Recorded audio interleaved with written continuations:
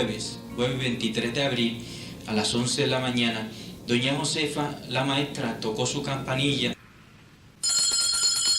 y todos los estudiantes salimos al patio de la escuela.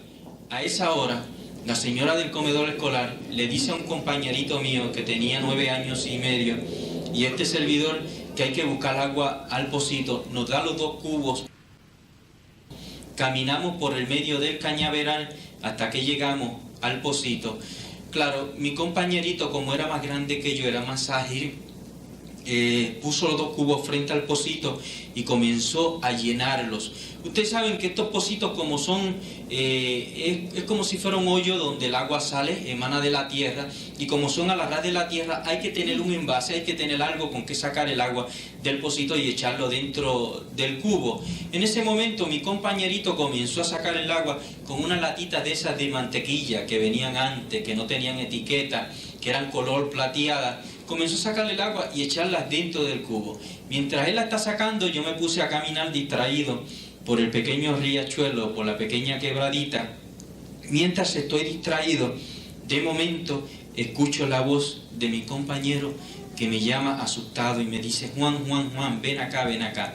Cuando me acerco donde él había sacado una latita de agua del pocito y había comenzado a derramarla dentro del cubo, pero se había quedado paralizado. Estaba paralizado allí con su latita de agua en la mano, porque el chorro de agua que estaba cayendo de la latita al cubo, por alguna razón inexplicable, se había llenado de muchos colores. Parecía como si fuera un arcoíris que se estuviera derramando de aquella latita al cubo.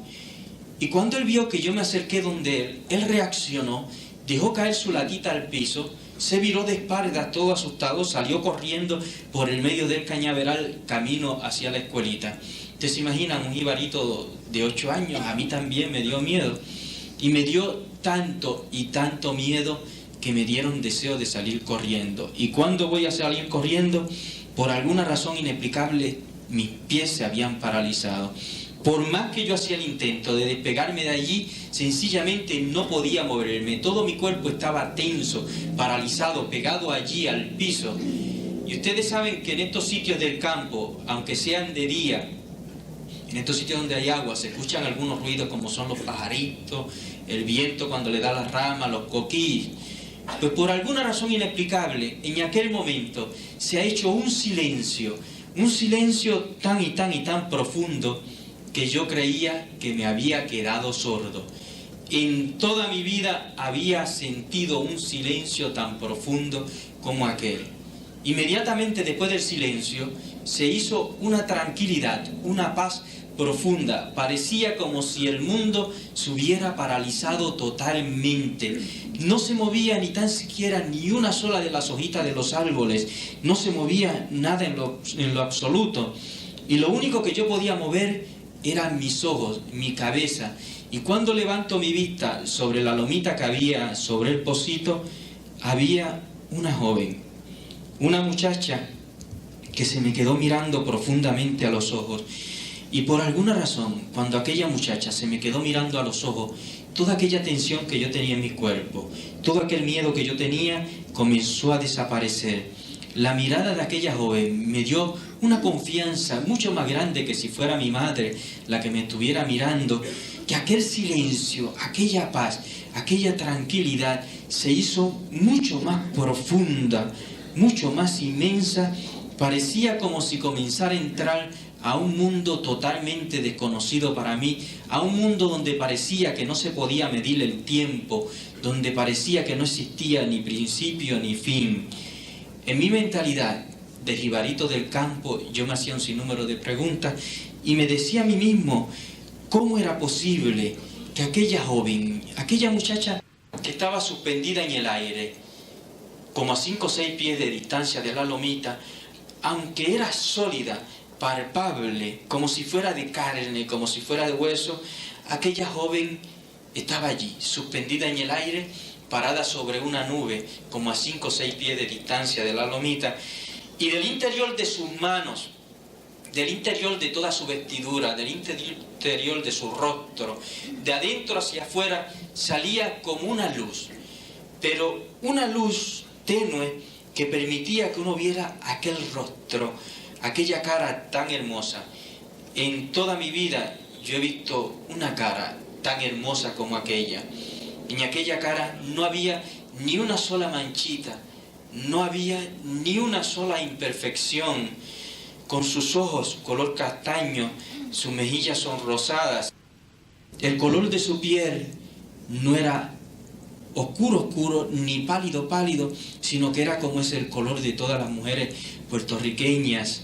Debajo de su manto azul salían unos rizos de pelo color castaño, del mismo color de sus ojos. Y si aquella joven era hermosa, si era maravillosa, también hermosa era aquella corona de estrellas que tenía sobre su cabeza. Ustedes han visto que para que esas estrellas que tiene ella alrededor de su cabeza se sujeten, tiene como un arito que sujeta esas estrellas.